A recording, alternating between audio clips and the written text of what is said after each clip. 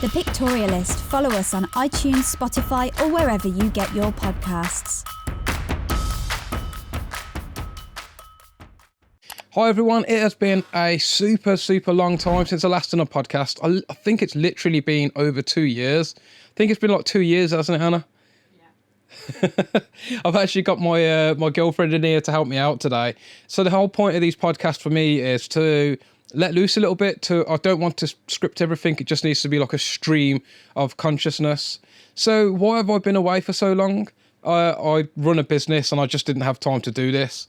I probably could have worked even harder, to be honest, and fit this in, but I'm not really making money from it. I just enjoy doing podcasts because everyone needs a podcast these days, apparently, and I'm no different to anyone else.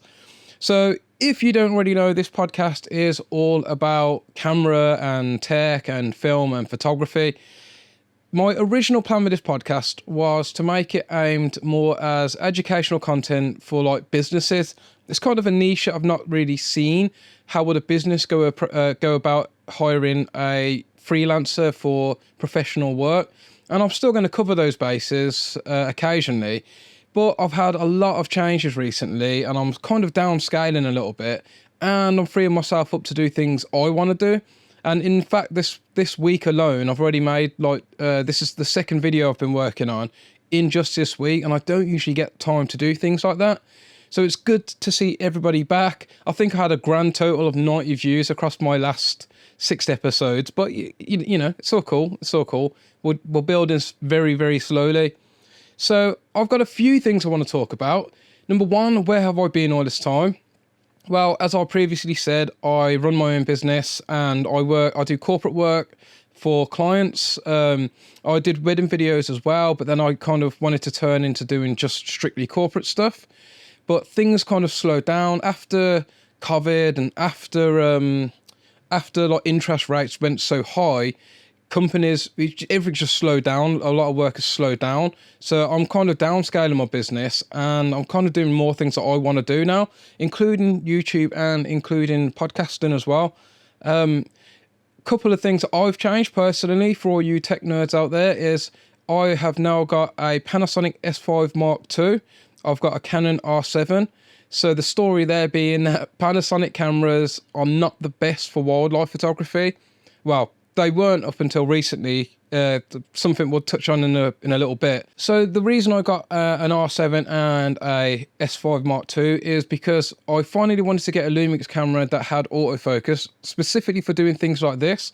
But before that, I had purchased a Canon R7 because I had a miserable experience on Brownsea Island trying to photograph red squirrels with my Panasonic S1 camera, and it just wasn't good enough. The autofocus was not good enough at the time. So I just decided to bite the bullet and get the Canon R7. It was released at a really competitive price point, and I still think it's probably the best APS-C camera, like bang for buck, in that range. But I have got some concessions about Canon cameras. In a lot of the reviews I watch, for example, they are often mentioned about how well they're built. That Canon R7 does not feel as well built as older DSLRs or my Panasonic S5 II, if I'm being completely honest. It just doesn't have that same amount of confidence. However, it is a very small and a very highly capable camera, and I'm really enjoying using it. But in a little bit, I'm going to touch on some new tech that's been released and some of my other concessions with Canon, and I'm sure you can probably guess what some of those concessions are. The S5 II, like I said, I just wanted something that had better autofocus for doing stuff like this. No creator or aspiring filmmaker or professional should rely on autofocus all of the time. It really blows my mind when I hear people are stuck in the field because they don't know how to manually focus. Manually focusing is one of the oldest and most important parts of the filmmaking process, and that's across high-level productions to corporate to indie films. Learning how to control your focus point is integral to the filmmaking process. So if you don't know how to focus manually, you really need to work on that. It's great that these cameras are getting better and better, but essentially the focus point, as the name implies, is drawing the viewer's focus to a particular thing that's going on in the scene. and you don't want your camera to decide where that focus point should be. That should be up to you. So I love my S5 II and the ability to do stuff like this. I think that's perfect. But my top tip to anyone out there is to turn off your autofocus occasionally and start learning your lenses so that you can have focus under your control as well. Now, tech. There has been an absolute ton of tech. I think like Sony in particular just have like a factory pumping out new cameras. And there's controversy with all brands as well, which I find kind of funny. So for Panasonic, they were super reluctant to release a camera with phase detect autofocus, which they have finally done. With Canon, they just decided they're not going to allow third parties to use their system, which is just ridiculous. And Sony, they just like, well, if you spent like $5,000 on our flagship camera, or the camera that everybody had waited for, the Sony a7S III, if you've got those cameras, well, we're not going to include any new firmware, so you just stuffed, which is a bit insulting. But they release cameras at a rate like they're going out of fashion. It's kind of insane. Nikon have just come out of nowhere, and they had released the Z9 and now the Z8, and now the ZF as well, I think. All of them are really good. I mean, they're a bit out of my price range, apart from the ZF. It's got a weird micro SD card slot thing going on there, but I think it's really cool. I love the retro design. It's nice to see that Nikon are back in the race. Olympus obviously became OM system. I absolutely love the OM one. It's been out for a couple of years now, and even now I'll still go and look at it, and I'm like, that is a very tempting camera. Another tip from me, actually, on the note of new cameras and technology, just a tip on sensor sizes.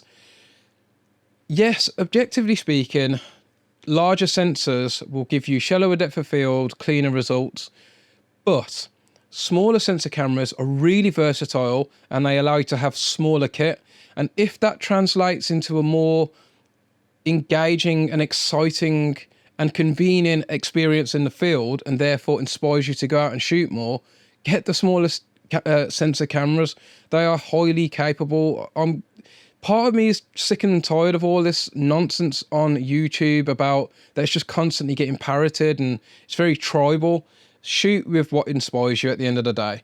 And in fact, the G9 Mark II was announced by Panasonic, and one of my favorite cameras was the original G9.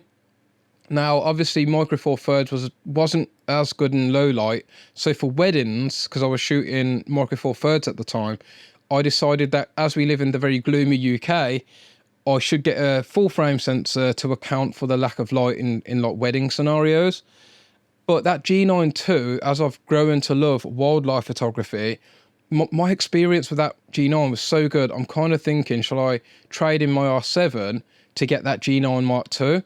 It's kind of crazy because part of me is also thinking about maybe holding out for a Panasonic S1 II, you know, hopefully with all of the new features in the G9 Mark II, but with a full frame camera. However, when I was hiking along with my S1 and a Sigma 150-600, it was backbreaking. So I've seen some videos recently where some very famous and well-known YouTubers, they were comparing all camera brands, and they had like rested on Sony and the Sony 200-600 as being like the best lens.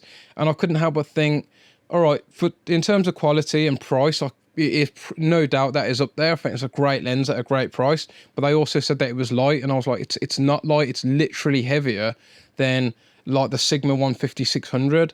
So for me, as an experience, I'm looking at going back to Micro Four Thirds just because it's such a versatile and lightweight experience. In other news as well, Panasonic's Alma Alliance just keeps expanding. It is now, I think it's got Samyang in there now as well. Blackmagic released a Blackmagic Cinema Camera 6K. They're part of the Alma Alliance. DJI are part of the Alma Alliance, and they have now made LiDAR. So not only have Panasonic decided to fix their autofocus system by releasing phase detect, which is highly, highly capable. Still a little bit behind Canon and Sony, but it is fantastic. They've also decided to double down and go, well, we're also going to have LiDAR as well, which means you could basically focus in the dark. There are some caveats to that. You need the DJI Ronin SC3, I think, and which is quite costly. But it is really, really cool to know that they've got that technology in there as well. As for me, as I am in the process of just downscaling a little bit, I'm looking into using DaVinci Resolve. I've used Adobe for like 15 years, and I used Final Cut before that. I'm really growing to start, I've really grown to love the color grading process, and I started looking more and more at DaVinci. And then my prices for Adobe just keep going up and up, and it just makes sense. If business-wise, it makes sense, but I've got a lot of anxiety because obviously that means learning an entirely new editing system. I brought the speed grade keyboard, and I'll make some videos about it in the future as well. Other things that I've been up to other than that is just really mostly wildlife photography, but I'm also having a break from that as well. I recently went back to Brownsea Island with my Canon R7, specifically for the red squirrels again, but I was ill this time. And after being very disappointed and a little bit burnt out from it, I'm just having a few weeks off from doing wildlife photography. But if you do want to see more wildlife photography, you can check out The Wild with Luke. That's my Instagram page. I also have a YouTube page with the same name. Not many videos on there just yet, but hopefully I'll be making some in the future. And yeah, I think that's mostly it for today. I just had a stream of consciousness that I wanted to talk about. There's loads of exciting things going on in the camera world at the moment. Canon also literally last night had just launched a Canon, I think it's like a 6.3 to an f9, 200 to 800mm. But I was really, really disappointed. You know what? This show's not going to wrap right now because I'm going to get into my concessions about Canon. So Canon basically stopped third parties from making lenses for their camera system. So you got these amazing bodies at really reasonable prices, like the R7, the R10, and the R8. But if you want to up your photography game in regards to what lenses you're using, you had to jump all the way up to almost $3,000 for a 100 to 500. And now they've just released this 200 800, and I was really, really, crossing my fingers for this. In the UK, it's a £2,300 lens. I'm watching reviewers say, oh, this is a reasonably priced lens. I'm like, no, it's not. Fujifilm, Sony, Nikon, because they allowed third parties to develop lenses for their system, I could get a Sigma 150 to 600, a 60 to 600, a Tamron 100 to 500, all lenses that are substantially less expensive than anything Canon owns, asterisks, and get much better results. And also Sony's 200 to 600, it frequently comes up used at like £1,200 to £1,300. And it's often renowned as being a great lens. Now on Canon, I currently use the amazing 100 to 400, and I also use one of their F11's 600mm lens. It's great kit, but obviously it's quite limiting because of the aperture speeds on those lenses. Now this 200 to 800 still has quite a dark aperture at f9 on the long end, but it's giving you a lot of extra reach. And on the R7, it's over 1200mm. It's a ridiculous amount of reach.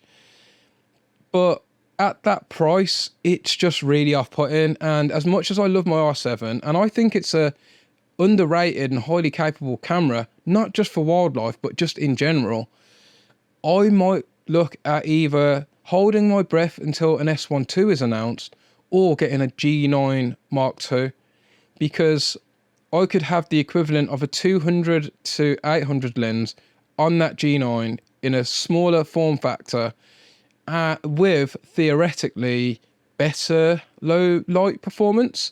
because obviously you have to times the aperture, the exposure. So you have to times the exposure and the focal length by 2.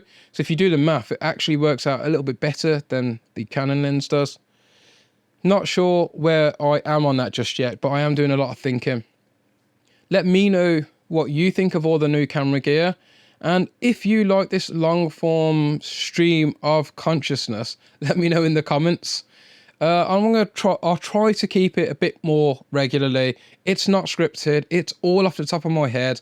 And I have so much going on up there that it's nice just to, put it somewhere, which is what this podcast is all about.